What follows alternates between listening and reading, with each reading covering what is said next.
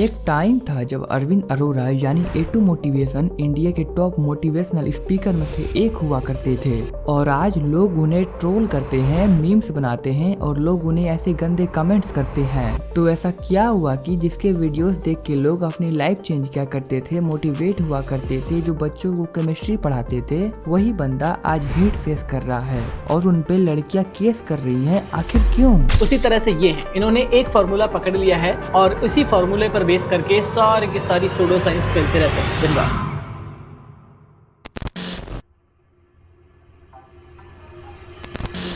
तो देखो, अरविंद अरोरा, जिसे आज सब ए2 मोटिवेशन के नाम से जानते हैं, वो शुरू से मोटिवेशनल स्पीकर थे ही नहीं, बल्कि वो एक केमिस्ट्री के टीचर थे और एक सिंपल टीचर भी नहीं, बल्कि अनअकैडमी और वेदांतु जैसे बड़े प्लेटफॉर्म पे पढ़ाते थे। वो उनका टीचिंग स्टाइल फुल एनर्जेटिक और फनी एग्जाम्पल से भरा हुआ करता था, इसलिए स्टूडेंट उन्हें बहुत पसंद भी करते थे और वो उस टाइम पर कुछ फेमस भी हो गए थे। देन वो कुछ ऐसा डिसाइड करते हैं जिससे उनका लाइफ बदलने वाला था। फिर 2017 में वो अपना यूट्यूब चैनल स्टार्ट करते हैं, सिर्फ केमिस्ट्री के क्लासेस के लिए नहीं, बल्कि स्टूडेंट को पढ़ाई के साथ लाइफ की लेसन भी देने के लिए, उन्हें मोटिवेट करने के लिए। उन्हें बताएंगे कि कैसे अपनी जिंदगी में पॉजिटिव रहना है और कैसे अपने ड्रीम्स के लिए फाइट करनी है। और भाई बस फिर क्या वीडियोस आने लगे, कभी शॉर्ट मोटिवेशनल स्टोरीज के थ्रू, कभी पढ़ाई के टिप्स, कभी लाइफ एडवाइस, ऐसे कंटेंट जो हर स्टूडेंट को रिलेटेबल लगता था, यानी हर स्टूडेंट अपने आप से रिलेट कर पा रहा था। उनके वीडियोस को देख के स्टूडेंट्स को लगता था कि कोई उनकी प्रॉब्लम समझ रहा है, कोई उन्हें गाइड कर रहा है। यही रीजन था कि उनका कंटेंट लाइट की स्पीड से वायरल होने लगा। 2020 तक सिर्फ 3 साल में उनके 15 मिलियन सब्सक्राइबर्स हो गए। भाई सोचो, 15 मिलियन बस 3 साल में, ये किसी के लिए भी ड्रीम मोमेंट होता है। लग रहा था कि उनके लाइफ में सब परफेक्ट चल रहा है। अरविंद एक स्टार बन चुके थे, स्टूडेंट के लिए इंस्पिरेशन बन चुके थे।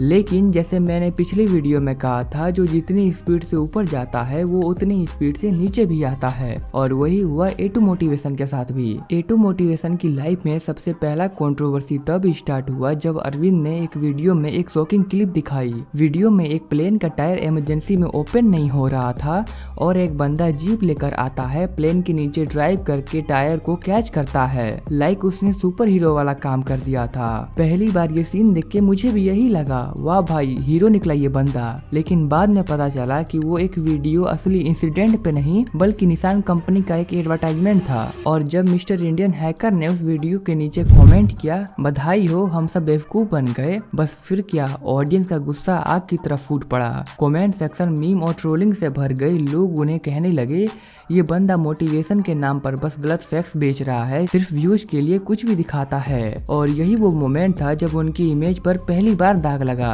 लोगों के दिमाग में पहली बार डाउट आया, क्या ये सच में जेन्युइन कंटेंट बनाता है या बस वायरल होने के लिए कुछ भी बोल देता है। ये कंट्रोवर्सी भी उस टाइम काफी चली थी। 2023 में उन्होंने एक और बड़ा स्टेप लिया। उन्होंने एक ऐसा ऐप बनाया जिसमें वो लाइव आके अपने बच्चों को पढ़ा सके, लाइक ऑनलाइन क्लासिंग वगैरह कर सके, और जिसमें वो पढ़ाते भी थे। देन वो अपने ऐप के फंड के लिए अपना स्टार्टअप कॉन्कर ऐप लेकर शार्क टैंक इंडिया में एंट्री मारी। सबको लगा था कि ये तो नेक्स्ट लेवल मूव है। टीचर्स को इंस्पायर करने वाले अरविंद अब एंटरप्रेन्योर बनने जा रही हैं। ये उनके फैंस के लिए एक प्राउड मोमेंट था और मेरे लिए भी था, क्योंकि मैं भी उस टाइम उनका एक स्टूडेंट ही था, तो मेरे लिए भी ये प्राउड की ही बात थी। हमारे अरविंद सर अब बिजनेस वर्ल्ड में अपनी जगह बनाएंगे, सबको यही लग रहा था। देन साक्स को उनकी आइडिया पसंद भी आया, लेकिन जब फंडिंग की बात आई वहाँ से सब उल्टा हो गया। साक्स ने पूछा, आपकी आस्क क्या है? अरविंद ने ओवर कॉन्फिडेंस में बोला, शगुन का 1 रुपया भी दोगे तो चलेगा। चाहते हैं सारे शार्क्स हमारा साथ दें, फिर चाहे आप शगुन का 1 रुपया भी देंगे, मुझे वो भी मंजूर है। देन सभी को लगा था कि वो मजाक कर रहे हैं। साक्स भी 1 सेकंड के लिए कंफ्यूज हो गए, लेकिन फिर उन्होंने क्लेमली बोला, 40 लाख के बदले 1% इक्विटी चाहिए हमें। 40 लाख पे 1% चाहिए जी। ये बहुत सारे लोगों को पल्ले भी नहीं पड़ा होगा कि ये इक्विटी है क्या। या तो जो बिजनेसमैन है या फिर शार्क टैंक इंडिया देखते हैं, सिर्फ उन्हें ये समझ में आया होगा। बट मैं तुम्हें ओवरऑल बता देता हूँ, ठीक है, क्या है ये। वेल, तुम किसी कंपनी में इन्वेस्ट करते हो, उसके बदले तुम्हें 1% की इक्विटी मिलती है, चाहे तुम जितना पैसा इन्वेस्ट करो। जैसे साक्स ने कहा कि हम 40 लाख के बदले 1% की इक्विटी चाहते हैं, मतलब वो 40 लाख रुपए उस कंपनी में इन्वेस्ट करेंगे, उसके बदले उन्हें गारंटी के रूप में 1% की इक्विटी चाहिए। All clear? लेकिन इसके बाद उन्होंने अपने ऐप का एक्सप्लेनेशन शुरू शुरू कर दिया, लाइक वो अपने ऐप के बारे में बताने लगे। इतना लंबा और कंफ्यूजिंग कि साक्ष के चेहरे पर भी इरिटेशन क्लियरली दिख रहा था। उनके एक्सप्रेशन से लग रहा था कि वो सोच रहे हैं, भाई सीधा जवाब दे दे, ये घुमा फिरा के क्यों बोल रहा है तुम। वेल, आखिर में साक्ष ने क्लियर कर दिया, हमें इंटरेस्टेड नहीं है।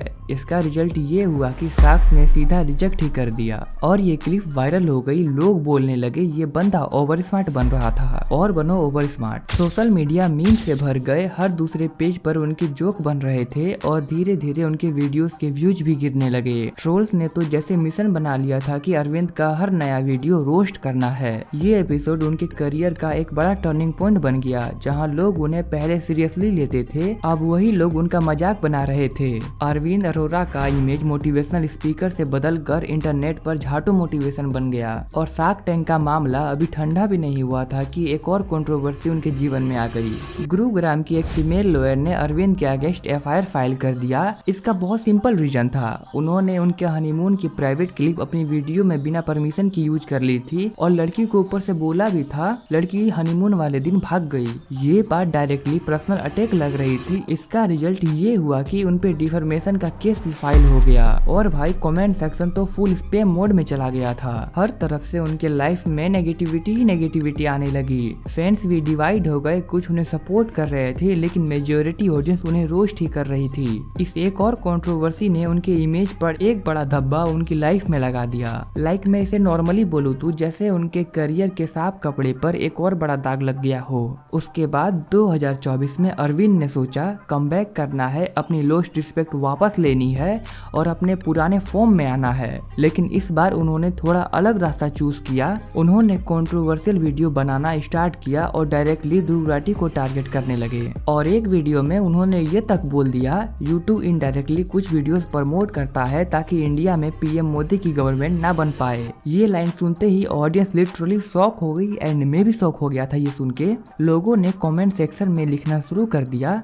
अब ये बंदा लॉजिक के बजाय कंस्पिरेसी थ्योरी बेच रहा है। मोटिवेशन देने वाले सर अब पॉलिटिक्स में ज्ञान दे रहे हैं। और बस फिर क्या, मीम पेजेस फिर से एक्टिव हो गए, हर जगह उनके ऊपर मीम बनने लगे। उन्हें मजाक में A2 की जगह झाटू मोटिवेशन बोलना स्टार्ट कर दिए लोग। जितना वो अपने चैनल पर कंट्रोवर्शियल कंटेंट डालते गए उतनी उनकी क्रिएटिविटी गिरती गई। जो लोग उन्हें पहले मेंटोर मानते थे वो भी अब सिर्फ एंटरटेनमेंट के लिए उनके वीडियोस देख रहे थे, जैसे कि एक ड्रामा सीरीज चल रहा हो और उसमें वो जोकर का रोल कर रहे हो, जिसको देखते तो सभी है बट कोई उनको सीरियसली नहीं लेता।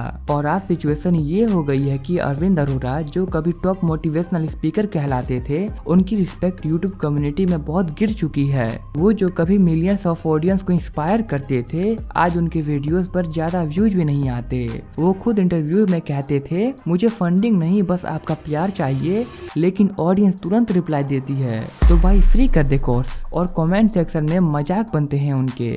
ये सभी देख के लगता है कि अरविंद अरोरा जितना अपना इमेज सुधारने की कोशिश करते हैं, उतना ही ऑडियंस उन्हें ट्रोल करने का नया रीजन ढूंढ ही लेती है। उनके वीडियोस जो पहले मिलियन में व्यूज ले आते थे, अब मुश्किल से लाख क्रॉस भी कर पाते हैं। और यही कहानी हमें ये सिखाती है कि फेम पाना इजी है लेकिन उसे मेंटेन करना सबसे बड़ा टफ काम है। एक गलत स्टेप और सब कुछ खत्म, जो अरविंद अरोरा के साथ हुआ, जो तुम क्लियरली देख ही सकते हो। वेल, आपको क्या लगता है, ये कमबैक की स्टोरी बन सकती है या अरविंद अरोरा का एरा यहीं खत्म हो चुका है? अपना होनेस्ट ओपिनियन कमेंट सेक्शन में जरूर लिखो।